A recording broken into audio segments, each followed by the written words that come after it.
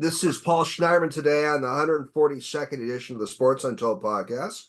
Also on Rainier Avenue Radio. My special guest today is University of Washington football legend Eric Bjornson. Eric also had about a 5-year run as a professional NFL player. Eric, I'll get back to you in a minute. My podcast is now on Spotify, YouTube, Amazon, Google, iTunes, Podbean. You go to sportsuntoldpodcast.net. If you just click Sports Untold YouTube, you can see a lot of the audio versions of the show. I encourage my listeners to check out my show on the different outlets. My producer I've had since early this year is Olivia Coyne. Olivia is doing a great job, and she is the daughter of Ben Coyne, and Ben is an old friend of mine, and Ben is the co-host today. Ben has a long tie to Eric Bjornson, and I thought it'd be fun to have a good friend co-host today.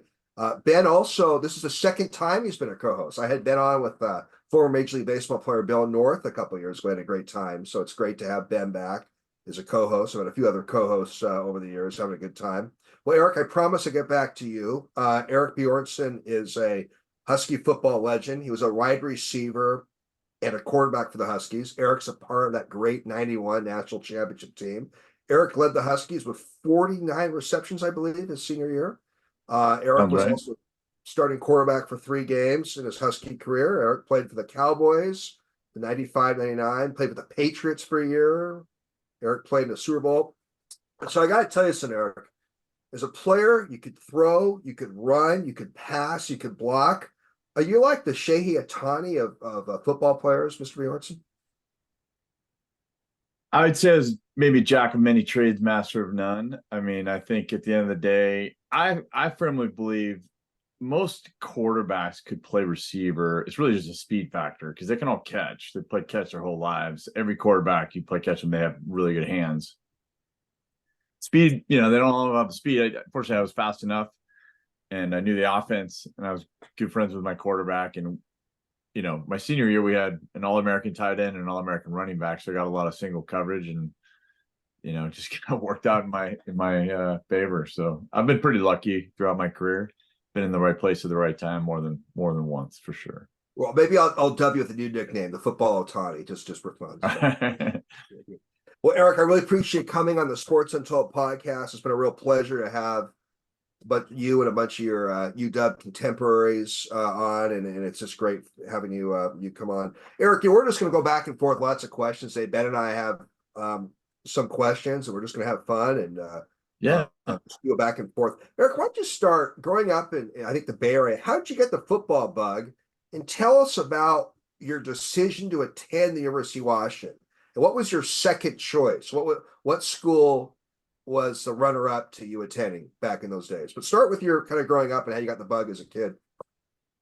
Good question, and it's a good thing this podcast format allows for long answers because it is a bit nuanced. But football-wise, Bay Area is probably somewhat similar to Seattle, I think, in that some communities there's not really tackle football. In fact, our governor just vetoed a movement to actually ban tackle football, I think, below the age 12.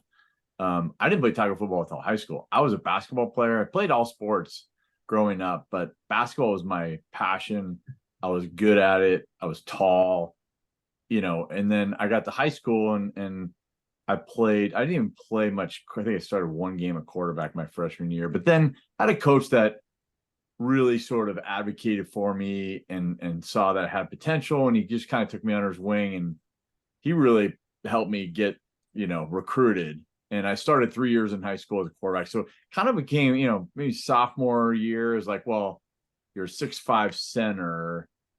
That's probably not what colleges are looking for, but you're also a 6'5" quarterback and can move a little. So it became clear that I had a higher ceiling at football and more potential to get recruited as football, but it wasn't my first love. So this just kind of worked out that way from a choosing my sport, so to speak. When the recruiting process started, my coach asked me to lay out, 15 schools. And this is back when you had to put together VHS of highlights and mail it off to the schools, and he did that for me. And he, he's just a generous guy, and he's still coaching, believe it or not. So my schools, at the end of the day, my 5 visits whittled down to Oregon was my first visit. and Oregon was not Oregon that they are today. You know, it was Rich Brooks. The facilities were just starting to break ground. The weight room was worse than my high school weight room. My high school weight room was pretty bad. So it wasn't really even a consideration, candidly, to go to Oregon. My next trip was USC, and they were just coming off 3 Rose Bowls. They had Todd Marinovich as their quarterback. And the feeling was, you know, this guy's probably going to come out early. You could come in, and even if he stays for, I guess he just finished his redshirt freshman year, he'll probably come out early and then maybe have a chance to compete in a year or two. And the way it's funny, you know, I still think they kind of do this, but in recruiting, like they basically said, we're with 5 quarterbacks, we're offering all the scholarship. First one to take it gets it. And it was like, well, how do I don't want to be the guy holding the bag without, or missing out on this. So I'm like, geez, this is USC. How do I not just like take advantage of this? And on a call with the guy recruiting me after my trip, I made the comment, like, I feel like I need to, perhaps commit, before someone else does. And he said, well, it's a big decision, take your time and think about it. And I was like, if this guy really wants me, don't you think he would have probably closed the deal? I just kind of teed it up for him. And then maybe a day or two later, he's like, the head coach starts calling me. I misunderstood. We want you so bad, blah, blah, blah. And I was like, wow, this is so weird. And I guess I was like, maybe I almost made a hasty decision. And probably they had me ranked, right? I mean, how could you not? You got 5 guys graded. Probably I was 3rd or 4th. Who knows where I was, but I didn't get the sense I was the first choice. So, interesting in my 3rd trip, I mean, I told you it's a long answer. My 3rd trip was Duke. And Duke was I was a huge Duke basketball fan. Just, tried to focus more on the school component of it. Obviously, a really good school. They were actually just coming off an ACC co-championship under Coach Steve Spurrier. And Spurrier just taking the job of Florida. So I took my trip to Duke, and it was awesome. I could have easily gone there, but they didn't even have a head coach on my trip. So it was like just a weird trip. I mean, and one thing that stood out to me was what was pretty awesome. I got to go to a Duke basketball game. This is, Christian Laettner, Bobby Hurley, Abdul Nabi, remember that guy? Yeah. Robert Bricky. I mean, this is, the younger listeners aren't going to know any of these names, but they played Georgia Tech, Kenny Anderson, Dennis Scott. It was awesome. And it's funny, on recruiting trips, you don't really want to hosting a recruit is not great. You get a free meal, great. Then you got to, host some entitled high school kid who's probably there to take your job. You're kind of screwing up your Friday, Saturday nights by taking out some high school kids. So it's not you get asked to recruit. I never wanted to do it. At Duke, you get a free ticket to the basketball game, so everybody wants to do it. So that was super cool. But one thing I remember coming away from it was Super Bowl Sunday, and I was like, and one of the players, we watched first half in his room at his house or dorm or whatever. Halftime, let's go get some food, and we went out and we passed this huge huge playground basketball court with like 6 full basketball courts. And there was probably 700 people out there playing basketball on Super Bowl Sunday. I'm like, this is not about a football school. So interesting. So I came away from that trip. Again, sorry for going on long, but No, you got it's great. right? So came away from that trip and was thinking, gosh, I can't decide, Duke, USC. And my dad, who was very involved in the process, like, just take a trip to Washington, just clear your head. You're not going to go to Washington. And you can come out with a fresh perspective and maybe have some more insight to what makes the most sense. And I did. And it was just like, one thing I tried to do my best to remove football from the equation. What if football doesn't work out? I don't even know if I'm good enough. Where would I want to be as a student? Right. So I went to Washington, and it just kind of blew me away. Like, this is just the energy, the excitement. I had a really close friend, DeMarco Farr. He wasn't a close friend. He was a guy I played against in high school, and we knew each other. And I really respected the guy. And I remember we were just like up late in the hotel one night, and he's like, you know what? We're going to be really, really good next year. Like, we are going to kill USC next year. And I was like, they just won the Rose Bowl. What are you talking about? You guys went to the Freedom Bowl but I was kind of sold on it, and I came away thinking and told my parents, like, first thing I got on the phone, I was like, this place is awesome. Really, the schools I mentioned, my 5th trip was Arizona State. Of the schools I was choosing from, it was by far the worst opportunity to play. I mean, Billy Joe was there, Mark Brunell was there. They were only 2 years ahead of me. And but I again tried to remove football from the equation, and then I sort of came down to Washington and Duke. I went to bed one night. I was like, I think I'm going to Duke. Woke up the next day and I was like, I don't know what it is, but I think Washington's a place for me. And made that decision. Called Mike Martz, who was recruiting me at Arizona State. And I was Arizona State's #1 recruit. That's how dumb those coaches were.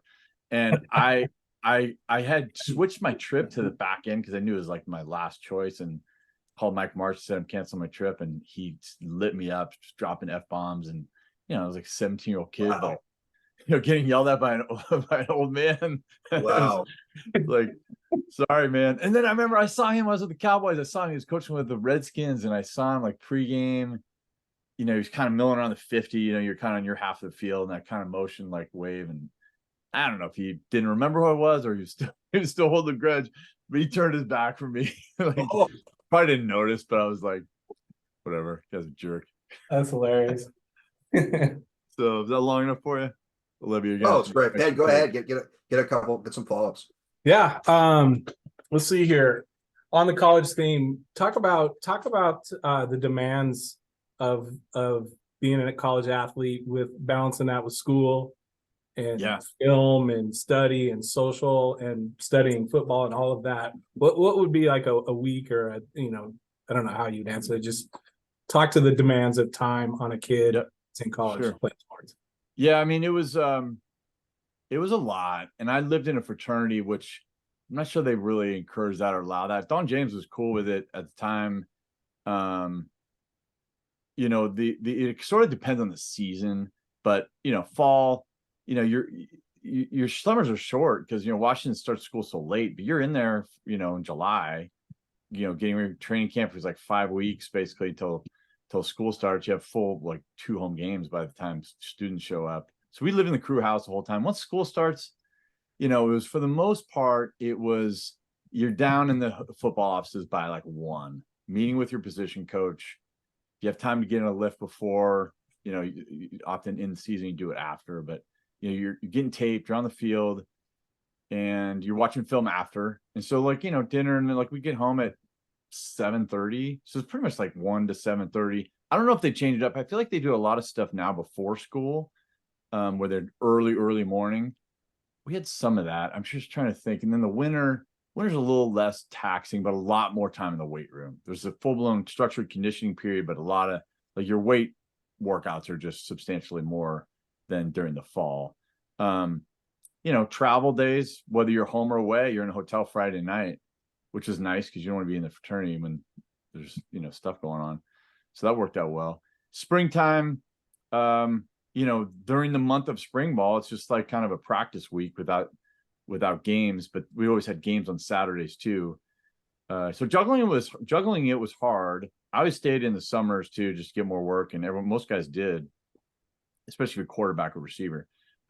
The thing that became very difficult for me was I was a pre-med student, which is stupid because now I have work in insurance, but I was pre-med for 3.5 years. So I was technically a biology major. And what really became almost impossible was you have to take these labs that are 1 credit. They're 3.5 hours, and you can't take them in the fall or the spring because of the time commitment. So I would fall behind on the labs, and only time you could take them was the winter. You try to stack up and take a couple of them, but 3.5 hours is, you can only get so many in. You still have to take 12 credits. So that became a problem, and I don't want to say that was the reason I bailed on biology, but that it just became, I think I would imagine, depending on your major and the classes and timing, it probably becomes harder for guys to have certain areas of focus. For me, that was difficult. So it's just tough. I think even now the time commitments are more so than they were back then. So it's tough to do both, man. I don't know how guys do it. Watch a guy and you hear him, he's pre-med and he's graduating this. It's just what an achievement when you're watching kids do this stuff, huh? Yeah. Yeah. Yeah, if I could go back, I'd be a business major or something. Maybe I feel like the business majors didn't seem to study that hard. They never had class on Friday. Our friend Charles is a business major. Ben, I mean, that guy had a great college life, and he's doing quite well for himself. So Yeah. I always envy those guys. I never knew you were pre-med, Eric, for a while. That's a very tough major for an NCAA Division I athlete. One thing I love about interviewing, you learn something new in every show for sure. So, okay, I'm going to package two questions in here. All right. What was your favorite moment as a Husky player, and who is your favorite Husky football player in history? Wow, it's good questions. Both good questions. The things that stand out, me personally, when we beat Miami my senior year, that was pretty special because we didn't have a bowl game. We were on probation. Prior to that, though, my first year we beat USC 31-0. All I saw was purple game. That was such a magnificent moment in the history of the program. People still think about it, talk about it today. And I remember going into the game as, I was right out of high school. I was like, USC is number 4 in the country. We're going to get smoked. And we just, we're up 24-0. I think it was 24-0 at halftime. And I remember sitting, you sort of congregate in the locker room by position. I was sitting next to Brunell, and he's like, this is going to be one of the greatest wins in the history of this school. And I was like, it's only halftime, big boy. But we shut him out 31-0. And I just remember being you enter the team room after the game, and the coordinators are up in the booth. So they get down, they're like the last ones in the room, right? And it's Gilby and Lambright. And Gilby's the O-line coach and the offense coordinator. When he entered that room, the group of offensive linemen just tackled him basically, and we're just like, it was so great. And then Lambo comes in, and Hoffman lifts him up. It was unbelievable. So that was I don't know, that's one that stands out for me. It's just like, man, this program is really going places now. The favorite Husky question, after the national title game, this recent one, I ended up in a hotel with my good friend Joe Kralik, Billy Joe Hobart. We spent time with him. It was a great time. A bunch of 91 guys were there. Dave Janoski. We sat with Elise Woodward. She just kind of came in late from the game. And Bob Rondo. We had dinner with Bob Rondo. It was like 1 o'clock in the morning, and his wife. And someone said, "Who's your favorite Husky of all time?" And I think Steve Emmitt was probably the best player of all time. My favorite Husky as a fan is Marcus Tuiasosopo. And Rondo was with me on that one. Everyone else had a different answer. But he's my favorite. He was just unbelievable. Your friend and former teammate Mario Bailey answered Warren Moon to that question. Yep. See, I love Warren Moon. I didn't see Warren Moon play for the Huskies. I've seen grainy highlight videos of him, but Mario probably grew up watching him. I did not. First Huskies game I saw on TV was probably the Freedom Bowl against Florida my senior year in high school. Go ahead, Ben. Talk about the switch from QB to wide receiver was, how hard was it? You kind of addressed it a little bit earlier. And then did thoughts of transfer come into your head? If so, where? Yeah. Also great question. So I got third string quarterback my first year. My second year, we go to the Rose Bowl both years. Hey, third year, you're doing good stuff, but you're not going to beat these guys out, right? So do you want to try another position? I said, absolutely. I just want to play. And so I switched to receiver, never played receiver in my life.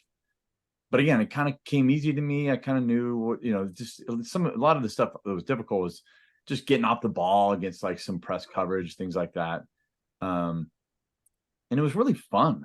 It was really kind of the most enjoyable time playing football. Quarterback's great when it's going great, but it's a lot of pressure. Just didn't feel any pressure playing receiver.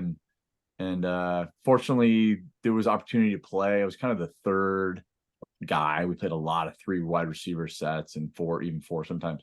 So it came pretty natural to me, and I enjoyed it. And then when Billy and Mark both had left after that year, went back to quarterback, and And then my senior year, I just wanted to play. You know, me and Damon split time, like you said, started 3 games. They weren't great games. I just wanted to play my senior year, and so I went back to receiver, and it worked out to my advantage. But yeah, transfer wise, yeah, actually after that second year, I flew back to Ann Arbor with my parents. The coaches at Michigan had some informal dialogue with my high school coaches and said, you know, Elvis Gerbach's leaving. We'd love to, you know, we'd love to have him out here. I mean, I don't know how you can't, it was so different, you know, you couldn't have direct dialogue with coaches. So I just had to informal, we just flew out there and checked out the campus and looked around and you know, if the environment was the way it is today, I probably would have left. I mean, I had to sit out a whole year and I was still considering it because I wanted to play. I didn't know Billy was going to leave a year early, but I also knew that Damon Hewitt was behind me. So yeah, I would have left. I mean, at the end of the day, I stayed because I loved the school. I loved, you know, the guys I was around, and I'm glad I did stay. And I think it's unfortunate in this, you know, we're kind of probably jumping to a topic you're going to touch on, but it's just unfortunate now because I think a lot of guys make hasty decisions and leave, not knowing that things might work out to your advantage if you just stay. So on the other hand, if this environment existed today, I wouldn't have been as successful as I was, because my senior year, we didn't have any receivers. You know, we had Dave Janoski was I think a redshirt sophomore, but like there was a huge drop off. There wasn't a lot of depth there, and they would have pulled in some transfers and I would have probably been out. You know, I didn't light it up early in training camp. It was a progression. So I benefited from the lack of, you know, transfer. But I think I probably would have made a decision. I would have left for sure. Yeah. Wow. You could have had some Wolverine blood in you, but you know, that would have been a mistake too, though, because like Todd Collins was a really good quarterback. No one knew who he was, but that's who I would have been competing with. And I didn't know who he was, but how do you know, without the internet and all the knowledge we have now, how do you know? I love just hearing all the Elvis Gerbach and Mike Martz, all these names. I'm like, yeah, it's right in my wheelhouse. Perfect. Paul, you want me to go with another one, or you got one? Go ahead. Yeah, go ahead. So I'm just curious about Don James. He was always just watching growing up. He was so calm and just on the sideline. Did he ever in the locker room just you see the light he light some people up, or any stories, any Don James stories, or what are your memories of? He would get fiery. He was definitely a quiet, you know, everyone's so afraid of him. You know, he'd sit up in his tower during practice. Occasionally he'd pull out the bullhorn, and I don't think he ever said my name on the bullhorn. That would have been, I don't even know what I would have done. He just had a presence about him. I remember one time I was sitting, you know, quarterbacks from the front row, sitting next to Brunell. I don't know why, I just kind of forgot where I was, and I was chewing gum, and I blew a huge bubble, and it popped, and Brunell went, like, looked at me like, "Are you crazy?" And DJ paused and looked at me, and I was like, and he just was like, that's not worth it. I'm gonna move on. But he didn't give me that glare. Like in the crosshairs. I mean, you could hear a pin drop in his meetings.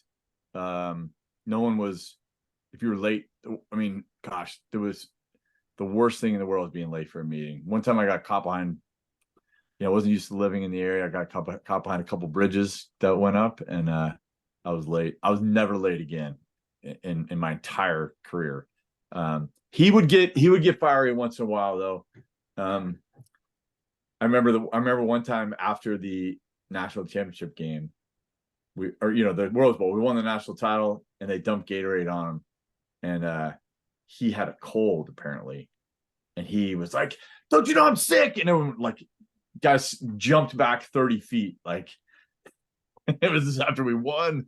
And he came in the locker room. He's like, "Sorry for those of you I yelled at. I've been sick all week." And yeah, what a coach Don James was. So I want to help us measure this something, Eric, and I want to get your perspective as a former Husky and a former NFL player. I'm kind of hearing two schools of thought about Kalen DeBoer leaving. I hear the one school of thought that he was a great coach, a once in a generation coach, and a phenomenal job in his 2 years at Washington. And having him leave is really going to affect the program. I hear a counter approach that he got lucky getting Penix. His first 2 years may not be indicative of what he would be long term. He also won with a bunch of Peterson and Lake recruits. How do you measure DeBoer leaving? Do you look at it? It's a huge loss, not much of a loss, or something in the middle? How do you help us measure the I loss? think it's something in the middle, and I think it's just the new reality. I've been dealing with all the same emotions that all the rest of the fans have been dealing with. I literally have been on Twitter all week. And I'm not like a huge Twitter user, but I want to know, is the Arizona quarterback transferring? I think it was a huge loss. I do think he clearly benefited from like an insane crop of receivers. He's the one that got Penix, so credit to him for going out and getting him. He had the history with him. But gosh, I knew when Jimmy Lake left that like whoever comes in is walking into a good situation. This team is so much better than what they did under that regime. Like they were good. They had a really good offensive line and they just underperformed. So anyone that came in, I think would have done well. I think he's a special coach. I really think he's an amazing coach. I think time will tell. I think, I don't know. I mean, I would not want to walk into that situation in Alabama and follow that guy. I think I'm a fan. I think he's great. I think he'll be successful throughout his career. But he did catch lightning in a bottle here for sure. Right. I mean, it's not like, and the question I ask is, even midway through the year, like why, I mean, maybe it's just a difference in philosophy and he's not aggressively going after high school kids, but like, why would we have such a poorly ranked recruiting class? Like you'd think we would be just mopping up recruits. So what's that? That was a question I had for the last 2 months. Why are we 29th ranked class? So I don't know. Maybe it's just a difference in focus. Maybe it's a different world these days where you got to balance the portal with recruiting. And I do, but it is the new reality. I was super pissed. I was super bummed, but this is we had the luxury of having Don James, for multiple decades. I think those days are gone. I think guys are just going to be a, I mean, even this new guy, I'm excited about it, but like he hasn't been anywhere more than 2 years except for Arizona. What happens when Florida opens up? I want him to do well. If he does too well, he's probably going to leave. Yeah. So maybe we shoot for second or third in the Big Ten. Maybe make the title game and lose. Otherwise, we're going to lose our coach. It's unfortunate, but I think it's the new reality. So I don't know. I kind of danced around the answer to your question. I think it's somewhere in the middle. I think he's a phenomenal coach. I really do.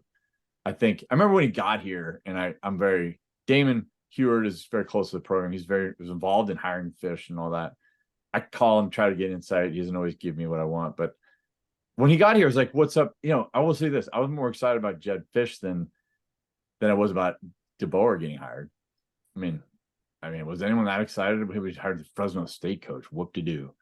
I mean, as you learn more about him, it was sort of, you get more encouraged. But when I checked in on Damon, a few months into the tenure, and I was like, how are these guys? He said they're awesome. They know football. They know how to coach. Their practices are already 10 times better than they were before. They're bonding with the players. They really get it. It's going to be great. I was like, can they recruit? He goes, no. They don't know what they're doing, but they'll figure it out. Well, did they? I don't know. I mean, still kind of wondering why we didn't recruit better. So Fish is Mr. Recruiter, right? So even if he doesn't get all these guys to come over from Arizona, he's proven he can do it. He did it at Arizona. Well, he should be able to do it here. And so maybe it's just a difference in philosophy. Maybe some coaches are like, I'm just going to work the portal and I'm going to have 22-year-olds, new 22, 23-year-olds every year instead of trying to groom some 18-year-old, because at least I know what I'm getting. So maybe it's just a different philosophy. Maybe that was DeBoer's. Or maybe he goes to Alabama and says, I don't need to really recruit. It's going to recruit itself. Where were you on Grub? Did you want, I mean, That seemed like a logical guy to come Yeah. on in. I would have been a fan, but I think they were probably scarred by Jimmy Lake, because he was an assistant that had never been a head guy. Yeah. Right. So Jimmy Lake was a well-regarded coordinator, right? Yeah. But he'd never been a head guy, and he didn't do a great job as a head guy. I think they just didn't want to take the risk. I was a fan. That was my first choice, was Gruden, because I think it would have kept the poor kids that have stayed with the program for so long, maintained some continuity. I think I just think he's a really good coach. That was my first choice, but I get it why they didn't do it. I just felt like there was some risk involved with not having been a head coach. Yeah. Eric, you mentioned let me make sure I don't want to put words in your mouth, but I think you mentioned you like the Fish hire overall. But I want to ask you something about Jedd Fish. How do you think players and other coaches relate to a coach who never played high school or college football? Tell us about that aspect of Jedd Fish.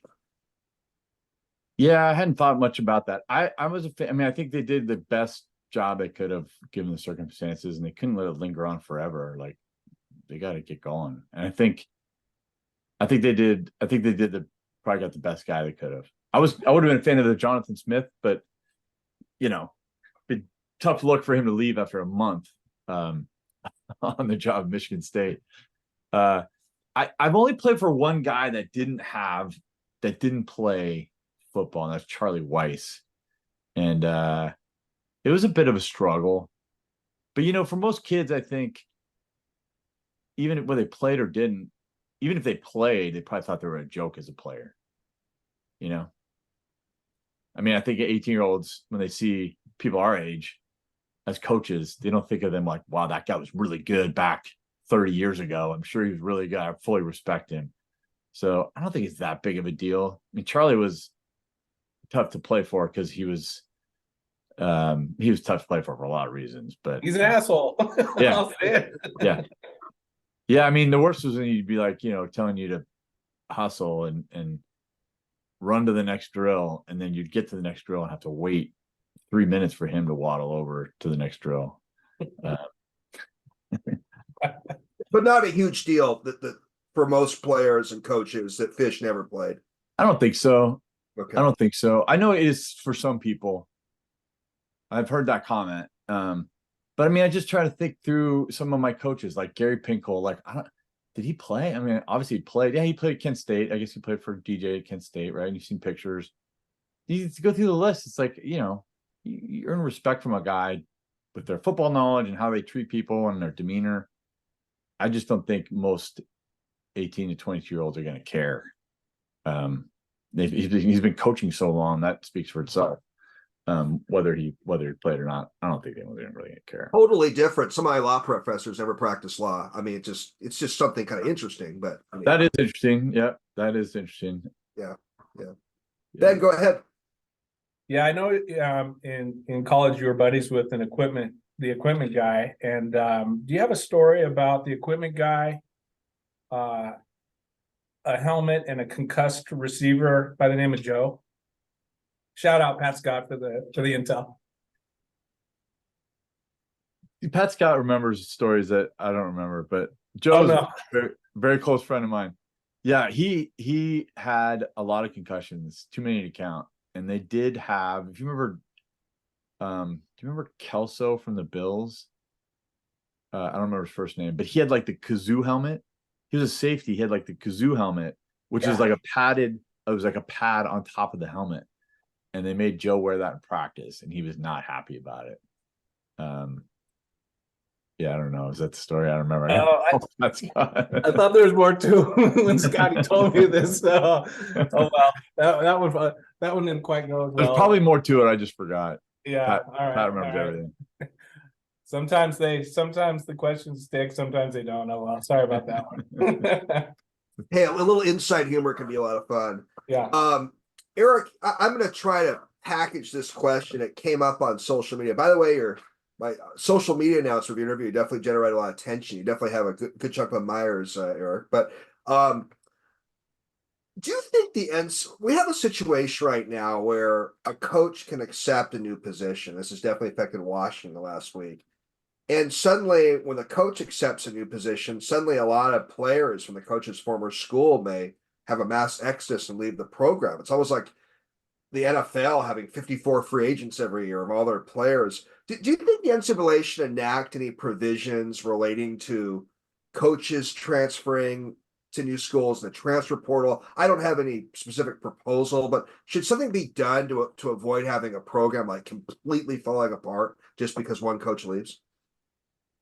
Yeah, they got to do something. I mean, this thing just changed so fast. It's like, how do you even get your arms around it? Toothpaste is out of the tube, genie's out of the bottle, whatever metaphor you want. It's gonna be hard to put it back or rewind it anyway. I mean, do you put some sort of spending cap? I mean, how do you even do that? How do you enforce that? I don't know the answer, but I do think they should do something. And I feel a little hypocritical because 2 weeks ago, I kind of felt like, hey, this is the new reality. You just got to adjust because we benefited from it, right? Now I feel like we just got pillaged and we have a third of our roster gone and our coaching staff's gone and we're piecing it back together. And I feel like we've, I feel like I said a hypocrite, but I feel like it's pretty brutal. And I just saw someone say that based on 2023 results, we have the second hardest schedule in the country next year.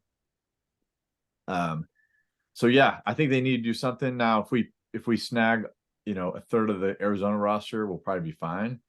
But that's not fair to them. And the trickle down is crazy, right? Arizona's, their players all on the portal. Locally here, San Jose State, they're super high on their coach. Now he's at Arizona. I don't know who's taking the what did I say? I'm San Jose State. San Jose State coach went to Arizona. I don't know who the San Jose State coach is going to be, but some poor program is going to be unhappy about it. Yes. Do they need to do something? I think they need to. Otherwise, there's just going to be less and less parity. And so I think parity is good for college football. I don't know how you fix it, but I think that something has to be done. Yeah. Some 14-day freeze or something. Ben Coyne, get a question in. All right, let's shift to the draft a little bit. Talk about. I'm always curious about the combine, or not the combine, but well, I guess the combine, yeah, because that's the Wonderlic, and they do all the testing and meeting with different teams. So, yeah, I guess talk about your story there. And did you ever meet with Dallas? Was Dallas on the radar? Did you have any idea? I did. Combine for me was going into it. There was only like two teams that were like, hey, the H-back was kind of becoming a thing, and we want a mobile tight end. But like, I didn't play tight end until the NFL ever. So I was a receiver. I was going to the combine as a receiver. So the testing and the 40 time was super important for me. And I trained my ass off for it. And I get there, and the first day you meet with, I guess I don't remember the order of everything, but I think the first thing we did was they call it the cattle call. And you literally go on stage in your pair of shorts, and they measure you, weigh you, and they measure your hand. They measure every, whatever your reach, and they bark out the numbers like you're, like a piece of meat. And I remember like kind of looking, and they see a couple of head coaches in the audience, and they're all taking notes, and they just rifle you through. So that was kind of weird. And then there's a portion of the day where you spend, you're at the hospital, and they're x-raying and scanning every injury you ever had. And some guys don't get that much. I had a few, so I got separate x-rays and MRIs, and then you go to a room, and the team doctor will come over and just start pulling on your knee and your elbow and your anything you had before in injury wise, or just to check that everything's stable. I remember one time there was a team on one on my one arm, one on my other arm, one on one leg, one on my other leg at once, like just pulling on me. I think the Seahawks guy was there who I'd met, and he's like, "Hey, this is a good sign. Just so you know, it's a good sign," which I thought was kind of cool. And then you do that in a few rooms. You do that. Like, I think there was 10 teams in each room, and then you spend a full day in a hotel going through like multiple interviews. And if the team invites you in, you go into their suite. It was just like a bunch of suites, and they had all, gear out, and it might be the head coach, GM, assistant coach. And they give you something for doing the interview. You got like a hat or a t-shirt. And I remember, some teams didn't invite me in. Like I remember the Cleveland Browns were there, and Dwight Clark was in there. He was a GM at the time. They didn't invite me. I walked in. I was like, I just wanted to say hi because I'm a huge fan. So I interviewed with, I don't know, maybe half the teams. Pretty exhausting, just to try to be on for like 15 job interviews. And one of them was the Giants, who's notoriously had this like a personality test that was like 300 plus questions. So it took like 2 hours, something. It was crazy. Wow. I mean, all the other teams hated it because it gobbled up their time, and guys would come out of there exhausted. Still had to do the wonder look at some point. They give you a full New York Giants starter jacket though, so the gear was way better than anybody else. I think the notorious story, Deion was like, "What pick do you have in the draft?" And they're like, 11. And he's like, "Look, I'm not going to be there, so I'm not taking this test." And then Primetime said that. Deion said that. Yeah, he didn't take the long test. That they had that for years. He's like, "I'm not taking this. Sorry." And then that night, you have buffet dinners, and I remember I went through the line, and I remember thinking they just brought a new vat of burgers, and I was like, that looks a little bit on the rare side, but whatever, I'm not that picky. Needless to say, I got food poisoning, and I was on the bathroom floor all night, like both ends, like worst night of my life. Didn't sleep at all, and had to work out the next day. And I got to the workout, I was like, I could barely walk from my bed to the door, let alone run a 40. So I was like, look, guys, I can't work out today. Like, I know this probably is going to ruin my whole career, but if I run a 40 right now, I might run like 6 seconds.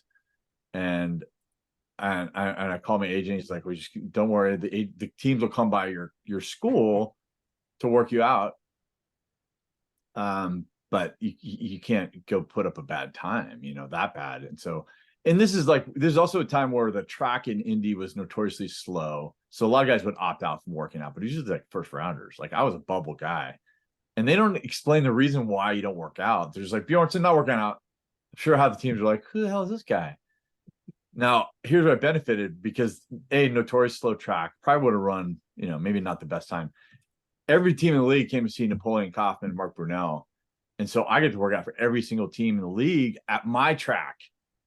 And we had a fast track in UW. It was the indoor track.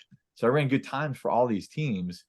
I ran my best time when Dallas was there with 12 other teams. I ran my best 40 time ever. So I ended up benefiting from it. But at the time, I thought my career was over before it started because I didn't work out. What'd you run? What was your best? 4:49. Nice. Not too shabby. Like I said, it was fast track. I mean, all I did was train for the 40 for like 6 months. Eric, we're going to get back to some more questions about the NFL and your pro career, but I have 2 questions I'm going to ask you. I've asked every guest these 2 questions for quite a few years now. Who is a living sports figure? To be someone, whether a commissioner, an agent, an athlete, someone who's still with us, that you would love to have a conversation with or spend time with, and who's a deceased sports figure in history you would have loved to have spent some time with? Let's see. I think Steph Curry might be my favorite athlete of all time at this point. I would love to hang with that dude, maybe play around at golf. I know mutual friends that do occasionally play with him. I just think his approach to life in the game, you're see a guy play with more joy, and he's just so fun to watch. Obviously, I'm a big Warriors fan, but yeah, I would love to feed off that energy, get to hang out with him a little bit. Yeah,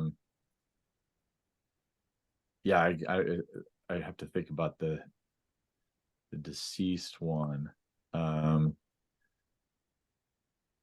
I got to come back to it.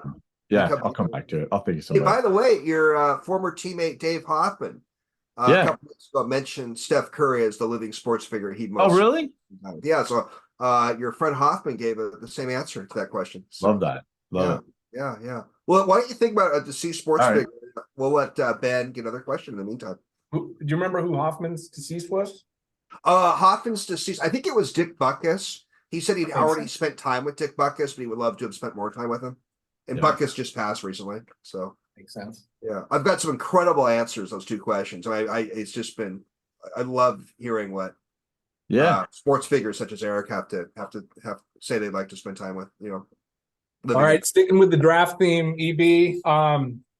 Did you get the phone call from Jerry Jones and Switzer? What was that like? Was that just surreal as hell? Very surreal. So going to the draft, I was projected to be 6th or 7th round or undrafted. There's only 7 rounds. And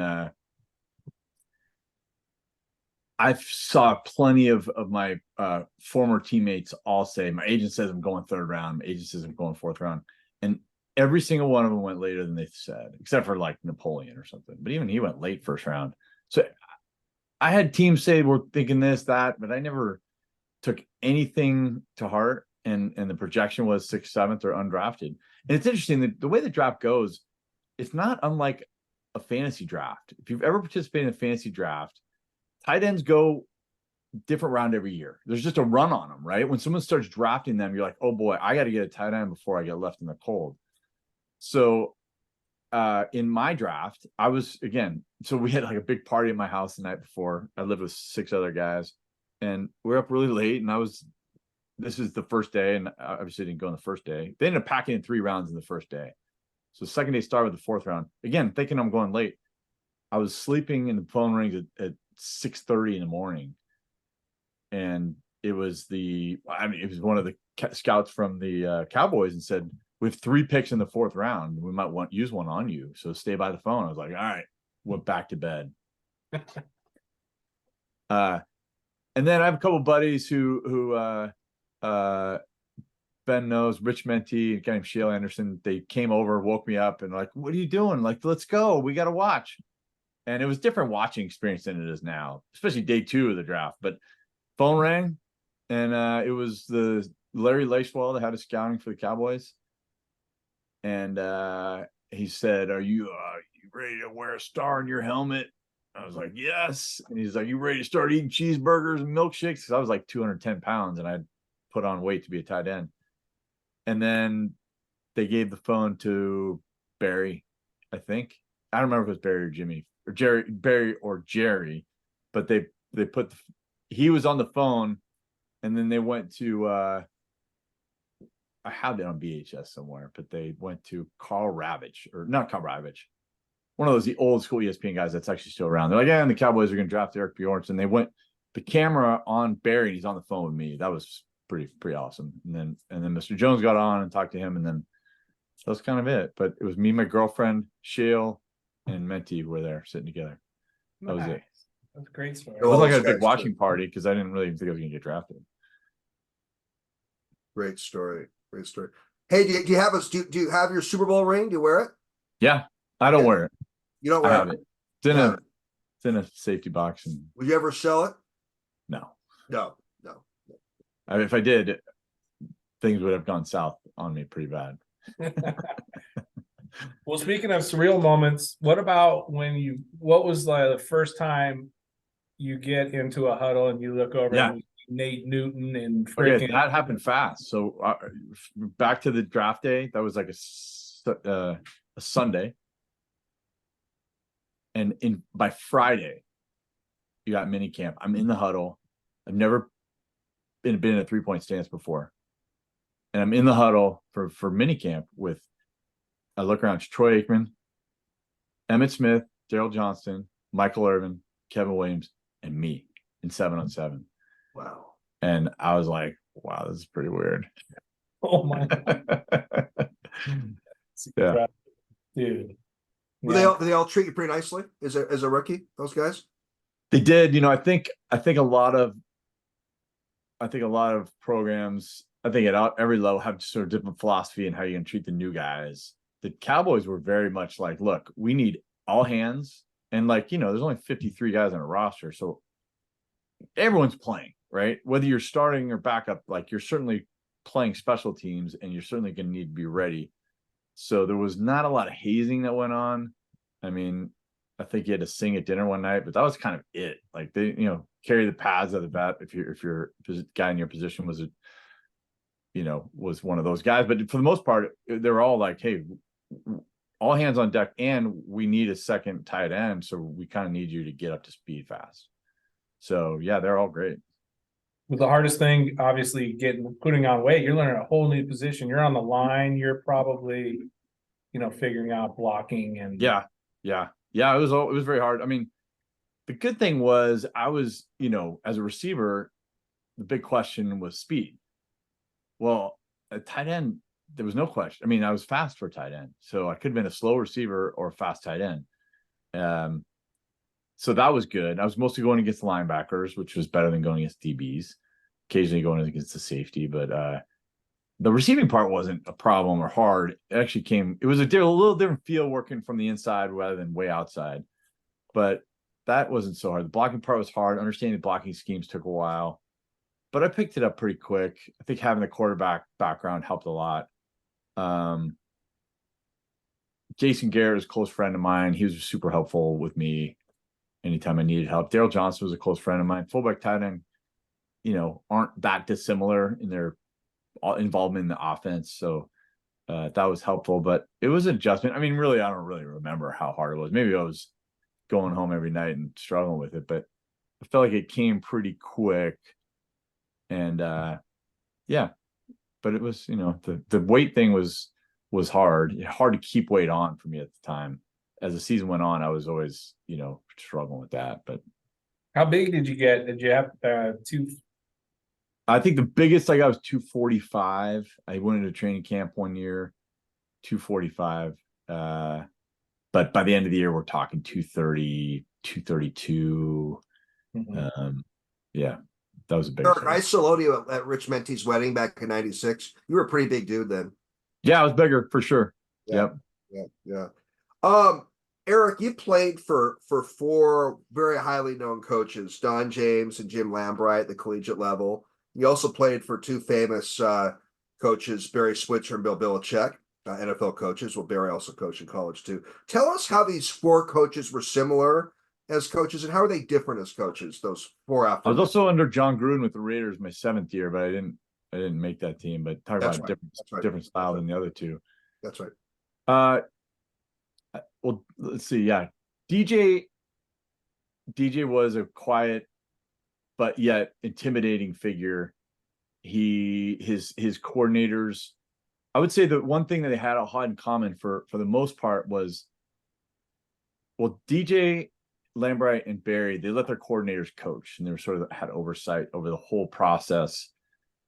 And Belichick was that way too. Belichick was more involved in the defense though than any of the other coaches were on their side of the ball. DJ and Lambright, super hard, firm, disciplinarian. Belichick, very much the same way, like really, really firm. You go in a meeting, you hear a pin drop. Barry was pretty loosey-goosey. Barry was a good time.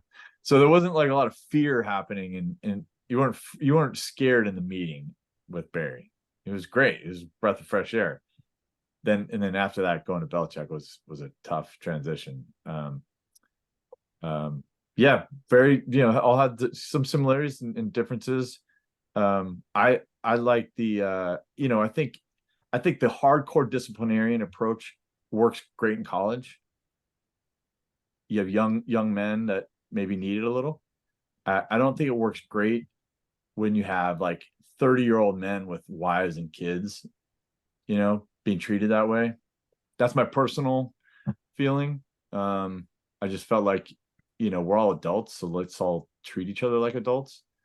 So it was a tough going to New England because he was really cracking the whip, and it was a tough coaching style for a lot of guys, and especially when you're losing. We didn't win that year. It was the year after they won the Super Bowl the next year. Some might say in the Dallas team that Barry was a little too loose. And I think, Pete Carroll preceded Belichick. And I always thought like those Patriots teams were good teams. And they did not like him there. I mean, like everyone was so excited to have Belichick, who was like a Parcells disciple, be coming back in and get rid of this California guy who's too casual for us New Englanders. We need some hardcore discipline.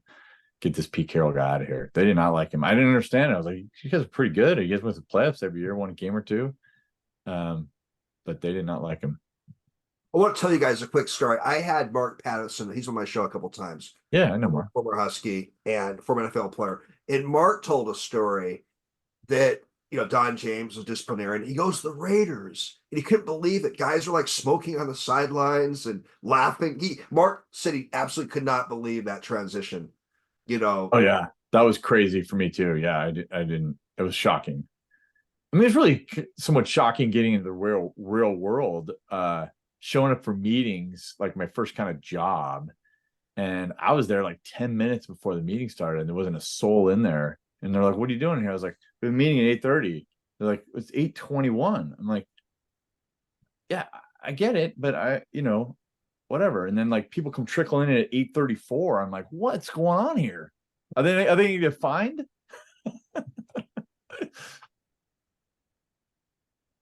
Want me to jump in there, Paul? Yeah, jump in, Ben. So the lore of Michael Irvin's work ethic and talk to that. I mean, is that as real as we hear? And then on top of that, you got any Deion primetime stories? I'm sure there's that team was personality after personality. I bet it was fantastic. It was a lot of, I couldn't even remember half the stories. It was almost daily, with just some funny stuff that I have. But Michael, I remember coming there. I was a Niner fan growing up, so I wasn't really a Cowboys fan. And I just sort of perceived Michael as, remember, the flashy guy that played in Miami, and figured this guy's loaded with talent, just shows up and plays. Probably not a hardworking guy. And I got there. I've never seen anyone work harder.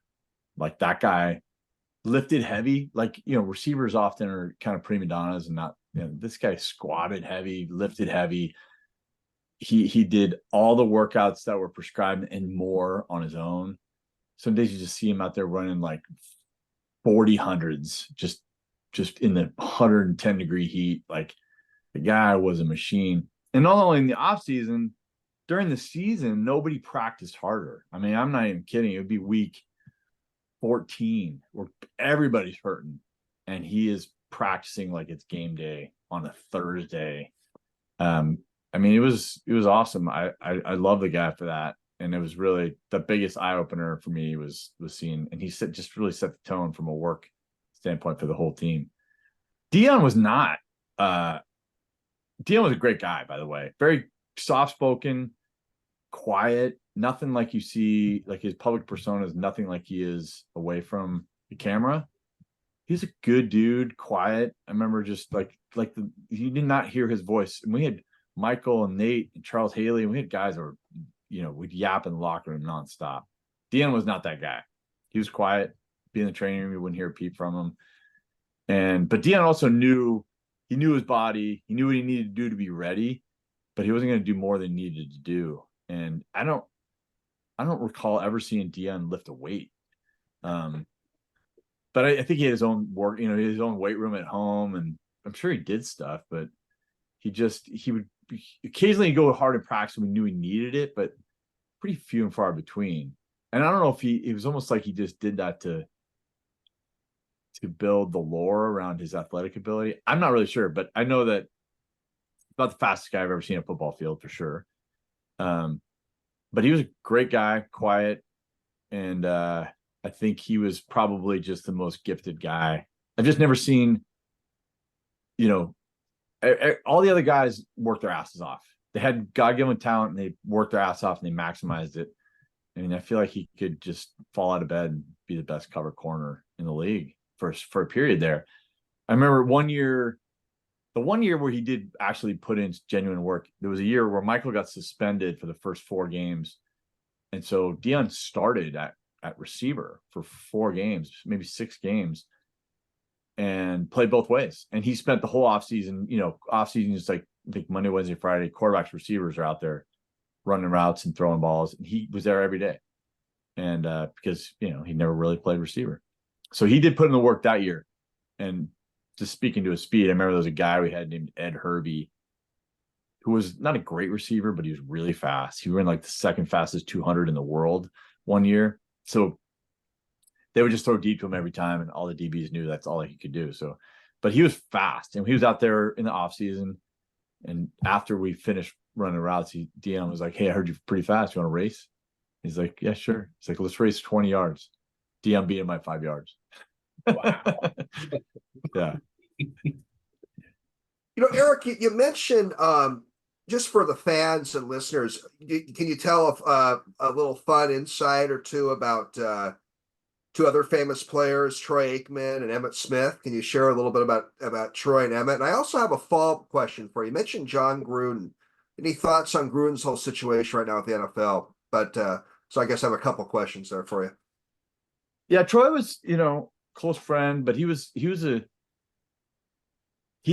when I got there, Barry was, like I said, he was a little bit on the loosey-goosey side compared to Jimmy. So Troy felt like he needed to be the disciplinarian guy.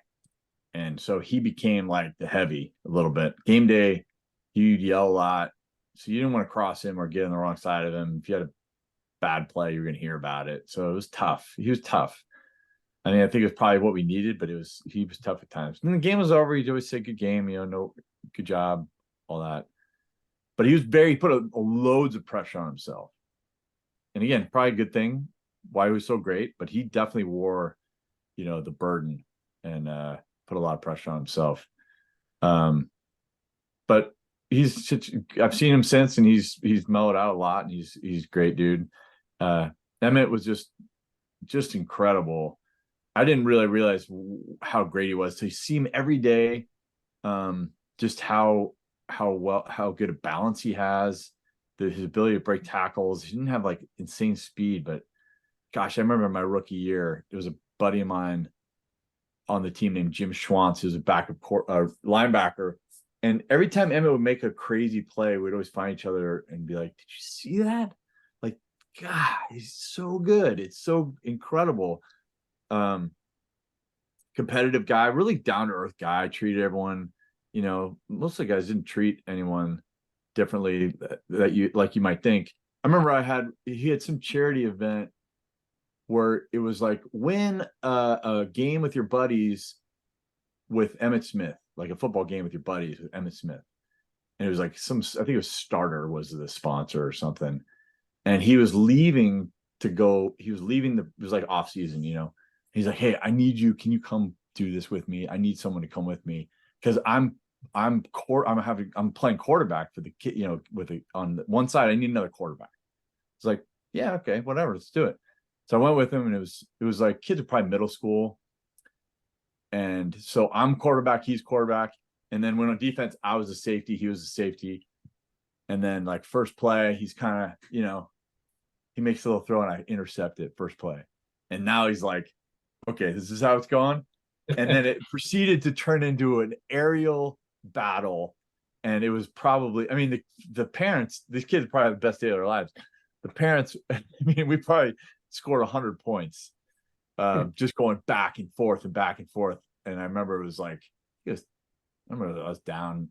Like, I just remember him laying out to defend these balls, just so I wouldn't win the game at the end. So yeah, really competitive guy. Great guy. I mean, when I see him, he's so gracious and excited to see old teammates. Doesn't even matter who you are. So huge fan of both. Gruden. It's such a great story. Real quickly, it's such a great story that Emmitt invited you to go to that charity with him. That's it wasn't like a premeditated thing. I think he was walking out the door, and I was walking out the door at the same time. And he's like, "Hey, can you come do this with me?"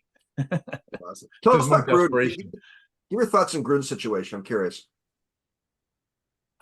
I don't know. I don't know. I loved playing for the guy for the 6 months or so that I was there. I think he's a good coach. I think he's a great coach. It's obviously I don't remember if it was just transcripts or audio. Pretty awful. I understand why he got canceled to some degree. I don't see him coming back in the league anytime soon. But I feel bad, we've all said stupid things when the cameras are off, or, you know, in private, I should say. But yeah, it was pretty, I mean, I don't want to, you know, rehash it, but he you know, the comments made were pretty awful, and I kind of get why he was canceled. So it's a shame, but I felt like I liked him as a broadcaster, I liked him as a coach. Wish we get to see him more, but it's unfortunate that we probably won't. He has a suit going against NFL right now. I'll have to see what happens in that case. Oh, really? Yeah, it's Yeah. going on in Nevada right now. Yeah. He's trying to get the NFL disclosed. I don't know all the facts, but I think Gruden's alleging that somebody may have hacked him or something, and I don't know. There's all this different stuff going back. I loved playing for him. He was a great coach. Good, just so he was just like you see him on TV. You know, he loves football. He just wants to be around it. He loves guys that love football. He always asks you like football, because I think he knows, like, if you love it, you're going to be great. If you don't love it, I'm not sure I want to be around you. You know, that's kind of his attitude. Ben, go ahead. Do you ever have any interactions with Summerall or Madden? Yeah. I won't tell that very long story that you know, but so my second year, Jay Novacek is hurt, and I'm thrown into the starting lineup as a second year player. And I have a couple games to catch some balls, and I think they're like, you know, usually there's a production meeting before the game. It's usually Saturday, the day before the game. And usually they meet with, you know, when you watch a broadcast, like, I was talking to Joe Burrow yesterday. He was telling me they're really want to attack the, you know, the interior of their defense, whatever. So they have these production meetings to get that kind of information. Well, they never ask guys like me to be in that. It's usually the quarterback and running back and the big timers. Well, the PR guy was like, hey, Madden and Summerall want to talk to you before the Buffalo game. And I was like, really? So I sat with him for an hour and chatted with him, and Madden knew my background. Madden's a Bay Area guy, and he probably did some research, and so, you know, that was the only time I'd ever been, even when I started years after that, I didn't get invited to the production meeting.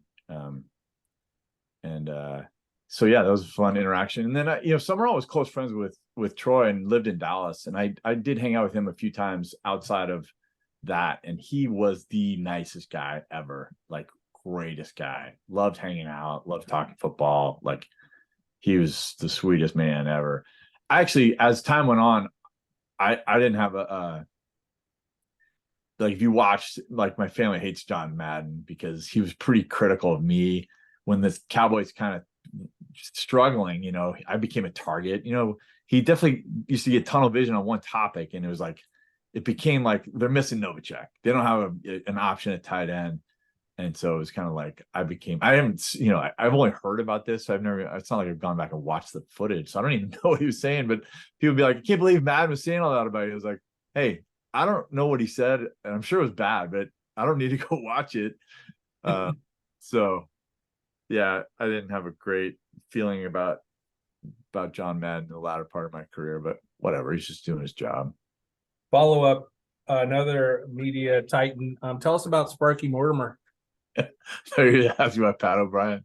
No. Yeah, that was so we go Super Bowl, and for Letterman fans, there was a kid named Sparky Mortimer that he would send to the World Series, to the NBA, you know, different sporting events, and he would go around and interview people, and they'd, you know, make a joke of it, right? And feed him some questions in Letterman style, you know, humor. I was a massive Letterman guy. Like, I watched, anyone that knows me, that went to college with me, I would tape every episode. I'd watch it every day. Like, I was really hardcore. And going back to high school, I watched it all the time. So it was week of the Super Bowl, and I used to play solitaire on, like, the old Microsoft Windows with Troy. And I was sitting in the room, and he was in the next room. PR guy goes, hey, when we get to Phoenix, there's a kid from Letterman. They got to do some interview thing or something. I go, oh, Sparky Mortimer? And they're like, yeah, what the hell? How do you even know what this is? I'm like, hey, I'm a massive fan. Like, I got to meet this kid.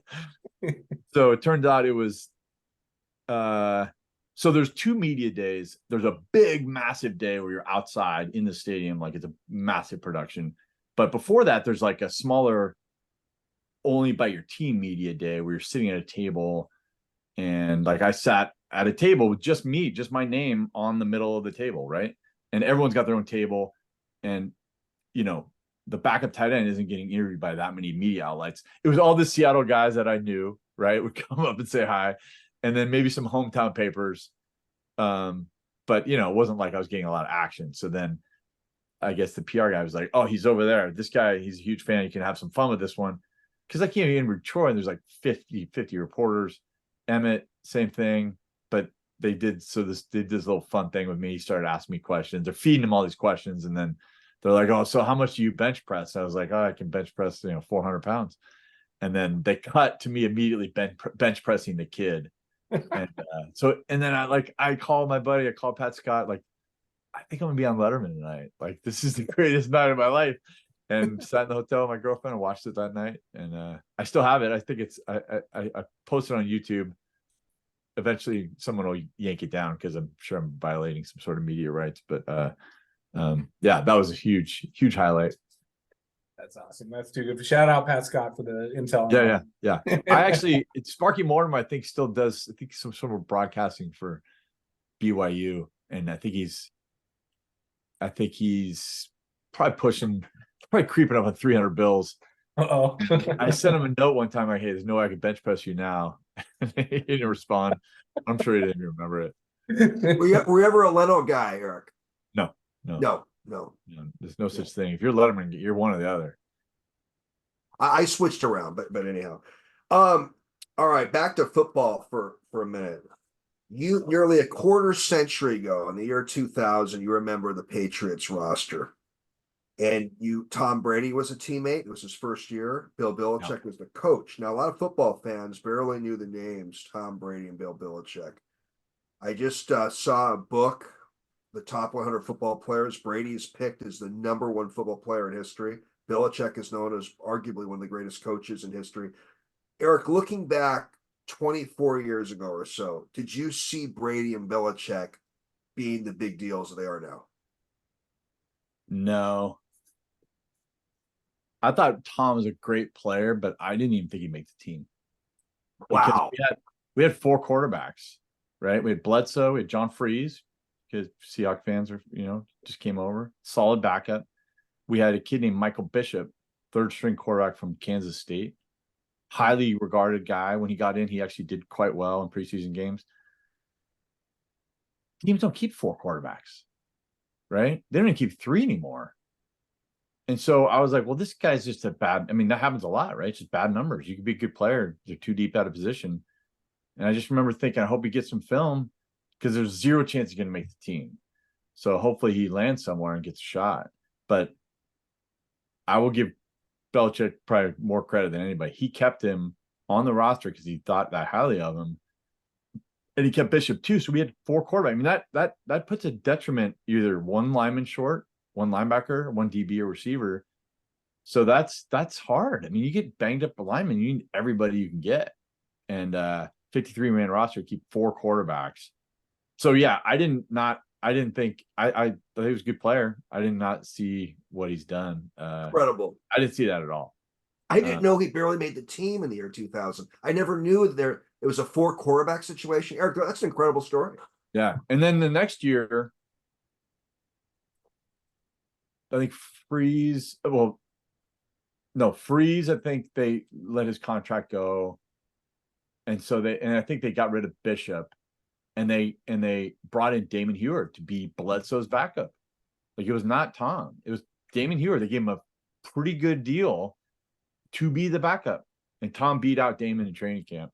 And then Bledsoe gets his spleen ruptured, on a hit, and then the rest is history. But so credit Belichick for that. Like, he identified it and saw it the whole time.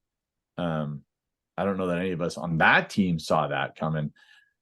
And then, I always thought Belichick you could tell he was a defensive genius. I didn't love his coaching style, but, when you're playing on a team like that and you're not winning, it's just a tough sled. It's a slog, right? And the facilities out there at the time were the worst I've ever seen. And they got brand new facilities after I left. And, I don't know. there's been chatter about this, like, how much has he really won without Brady? Like, look how many coaches Brady, made the careers of.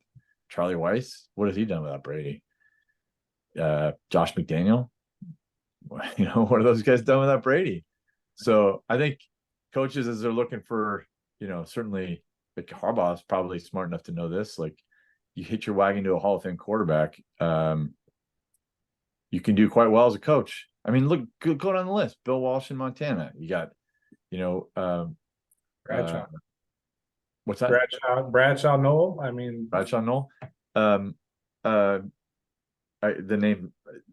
Packers and Holmgren and Favre and like, go on and on. So I remember Jason telling me once that Jason Garrett made a comment, like, coaches have said, like you got to go find a quarterback who'll make your entire career.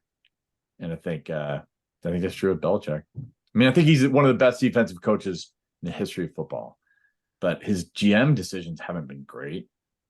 Like, really, I mean, I don't know that he's had.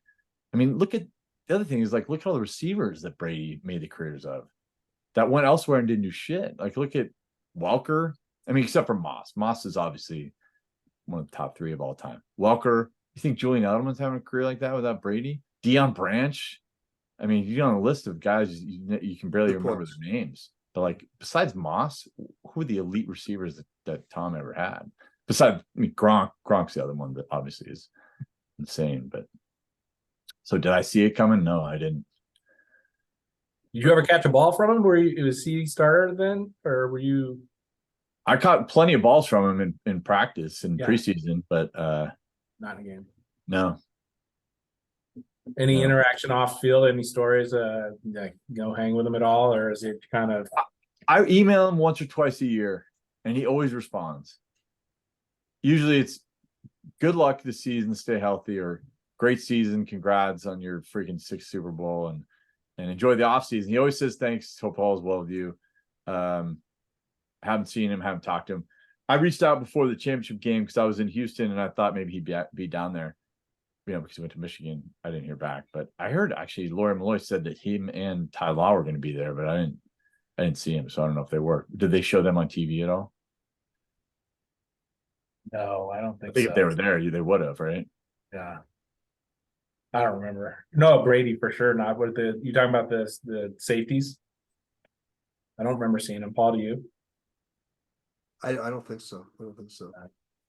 I want to get another question in from the audience. A friend of mine, Kat, was kind of curious to get your feedback about the Cowboys. Are they still America's team? There was actually a Wall Street Journal article today about how some of these illustrious franchises like the Yankees and the Cowboys have had some not so wonderful seasons. Anyhow, I thought I'd get Kat's question into you that she had. So explicitly, are they America's team? I think they still just are. In general, like, well, they kept the stay of the Cowboys franchise. I may have been rambling a little bit, but just it's tough. They're held at a different standard than everybody else. I mean, they lost to the Packers, a good Packers team, and it's all that they talked about. The whole next day, the whole week. Eagles kind of choked their whole season away. Went to 10-1 at one point. Like, they're not getting raked through the coals. Like, it is what it is. That's how. I mean. It's a popular topic, win or lose. I think, it's just such a higher level of scrutiny for the head coach and quarterback of the Cowboys. But it's just the nature of it, and I think that's how Jerry wants it. I know that his biggest fear is if they stop talking about him. But they just had a bad. He's a real character. Jerry Jones. What's that? He's a real character, isn't he? He's a real character. I mean, here's the thing, though. Like, people say, well, he's a common thread, and why don't they get a football guy to be a GM? Well, he's been doing it for 40 years. He's a football guy now. He played football. Like, he's actually done a pretty good job. From a GA, he drafted Dak in with the 5th round. They got Zeke. They got that draft was crazy. They fortunately took Zach Martin over Johnny Manziel, which was, a franchise-changing decision. He's drafted well. He does a good job. As a player, he wants nothing more to win, and he's not afraid to spend money. Like, what else do you want as a player? No player's ever played for Jerry complains about it. He's a great owner to play for. Winning's hard. Winning's hard in the NFL. Stars got to align, and you got to have the right quarterback, and it's not easy. So I don't know. I when they lose, it's a bummer, but nothing bums me out more than, I bleed purple. The Huskies are far more important to me than the Cowboys, but they're the team I root for in the NFL for sure. Yeah. Got a few more minutes, Eric? Yeah. All right, Ben, want to get another question in? Hardest hit you ever took, college or pro? Hardest hit you ever inflicted? Good questions. Opening day, I think it was 97, 98. I was going over the middle,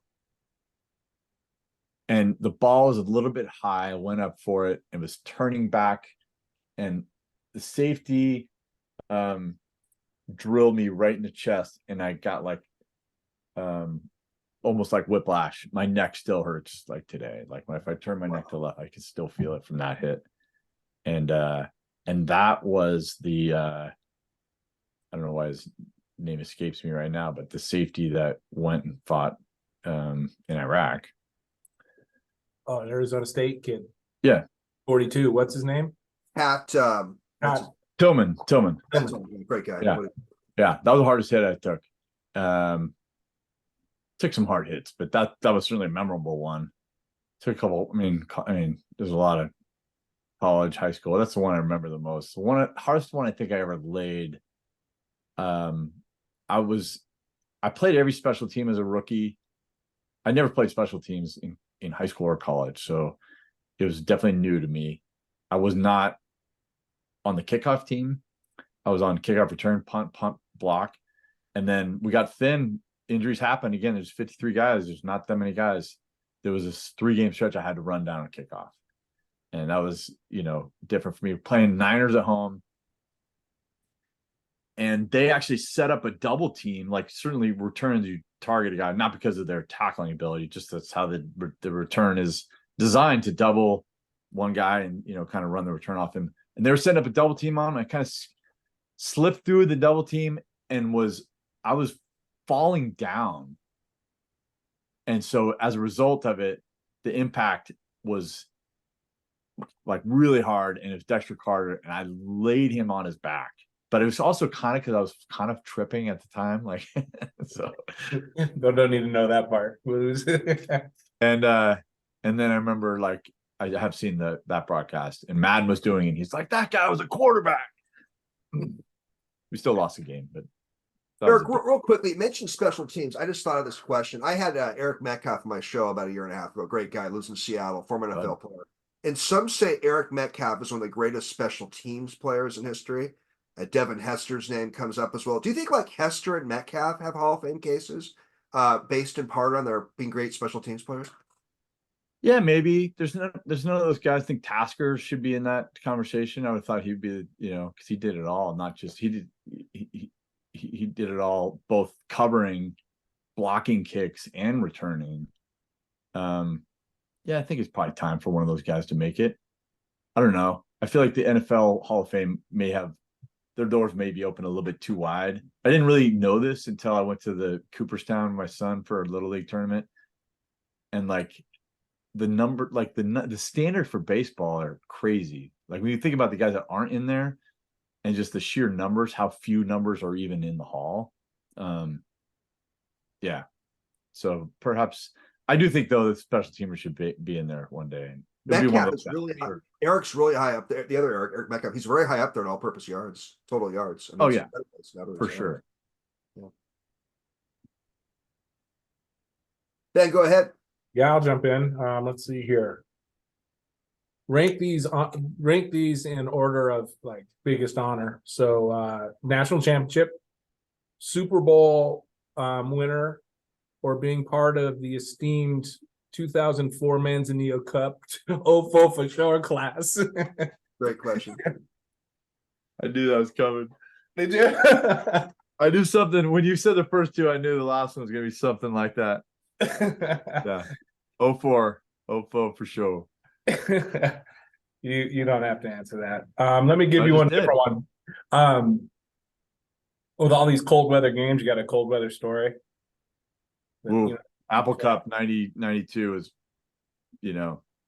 definitely the one that I remember the most. It was just, I think we were up 7-6 at halftime because they couldn't even handle the extra point. We made ours, and we're in the locker room like, no one's even moving. Like, this game's over. So just shut them out in the second half. We're going to win 7-6 and go home. And then Bledsoe threw for like 300 yards in like the third quarter. Like, that was the most incredible performance I've ever seen in the conditions, because it wasn't just cold. It was snowy. The snow was blowing sideways. Like, it was really windy. So that was crazy. Another one was, we played at Green Bay one year, and I think they announced the temperature at kickoff was something like negative. Wind chill was like negative 20 or something, and that was rough. Yeah. Is that just painful? I mean, what is that? Yeah. That's just pain. Especially when you're in. That's why when we were discussing that Kansas City Miami game, that's why I was on Kansas City. Yeah. I mean, your body's acclimates, like I struggled with the heat in Dallas. Like, once you live there for a while, you get used to it, and then you're not used to the cold. Like, it'd be 50 degrees and you're freezing. It hurts. Everything hurts. You can't run. The benches are really, really nice and comfy because they're heated. They have these little trap doors you kick your feet back into, and then your feet stay warm, because otherwise your feet freeze. And so you'd be on the sidelines. I just remember thinking, I don't want them to score in this drive, but if they get one more first down, I'd be okay. Hey, Eric, of all your accomplishments, national championship, Super Bowl ring, you got to put coming on the Sports Untold podcast up there, right? That's got to be really high on that list. I'm joking.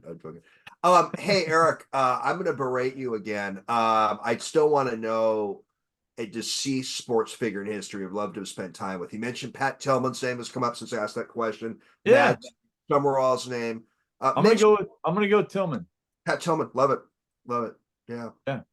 By the way, there's only 343 baseball Hall of Famers. 343, that's nothing. I remember being there with a bunch of Giants fans who were like, Baumgartner needs to be in there. I'm like, dude, he's not going in. Yeah. Look at his numbers. Like, they're not even close to where they need to be. Yeah, I agree. Every year you look at the NFL and it's just this list of like 12 guys, and granted they're executives and some other folks, but baseball, it's a grind. I mean, it's a couple. There's also more measurables, I think, in baseball, right? And so you can argue stats, but football, it's a lot of subjectivity with like linemen and so forth that don't have numbers. Sorry to shift back to baseball. No. Ray Guy got into the Football Hall of Fame as a punter. Why shouldn't a special teams guy or two get in? Just food for thought. Yeah, no, that's true. Good point. But I think Devin Hester's getting some quite a bit of support. Yeah. Real quick, I'm up to the late Pat Tillman. One thing I read about him, Eric, is that he was a very philosophical guy. He would like sit up in a football stadium and read Noam Chomsky. He was like really it's just amazing what he did, volunteering to join the military, and so sad what happened to him. But he did you know him at all, Pat? I didn't. I always respected him and played against him a few times. We played him twice a year, and I remember watching him in college. It seemed like between him and Archuleta and even Darren Woodson, ASU always had this like hybrid linebacker safety that would were successful in the NFL. Yeah, but never met him, never spoke to him. Maybe said good game. That was about it. Right. He was what a fascinating guy he was. Yeah. Well, this has been Eric. I can't get over how generous you've been with your time. No worries. Just incredibly generous with your time. Hey, I don't get asked to do interviews very often anymore, so well, I'm honored to have big of a deal. It's been a lot of fun. So it's been a lot of fun. Ben, anything else before we wrap up? Just what are you up to now? Just kind of talk about life after football. What's I was curious, kind of a longer answer. I was curious about the transition after the Raiders, that's probably an awkward, not easy transition to kind of normal life, Very Talk hard. about that. Yeah, I mean, after I got released from the Raiders, I got hurt in training camp. And it was a bummer because it was like the perfect situation for me. And they really wanted me to be their kind of second guy, that, motion guy. And I just got hurt. I missed the whole preseason and I just got released. And Gruden was super cool. He's like, you need me to call anybody? I will. Never did. But I spent another year trying to catch on and worked out. I was in shape for like a year and I was ready to go. If I got the call, I never did. So get to a certain point where a whole new crop of rookies come in and the numbers are harder, and the veteran minimum is, 2 or 3x the rookie minimum. So why would we take this old guy and just fill it with a young guy? So after a year, they got married, did some traveling, and then it was like, okay, now I get a real job. And I spent a little bit of time like, I got a little money. I didn't make a lot of money, but I get some, they'll at least buy me some time to be selective. I'll find something I'm passionate about. It took me about 6 months to figure out that there's not much. Anything I'm passionate about is hard to make money in, right? Now I just need to get a job and just start something. I had a buddy that did really well in the MRI industry in Alabama and Louisiana. So I kind of partnered with him in a local center here. Spent a couple of years doing that, mostly calling on doctors. But realized like long-term it wasn't the best fit. So I had some friends that worked in employee benefits. And I got into that about 17 years ago now. And so now I work for like the last 11 years. I'm a benefits broker or a consultant. So I help companies set up their medical, dental, life, disability plans and, manage it. We just signed the Golden State Warriors as a new client. You might get that golf round. You might get that golf round after all, the EB. With Steph. Well, Steph's not on the benefits. Everyone else, the coaches are though. Actually, that coach passed away, and we've been dealing with that the last couple of days. So yeah, I mean, it's a good gig. It's not like I'm not like super passionate about insurance, but it's a relationship-based business. I like my clients are great.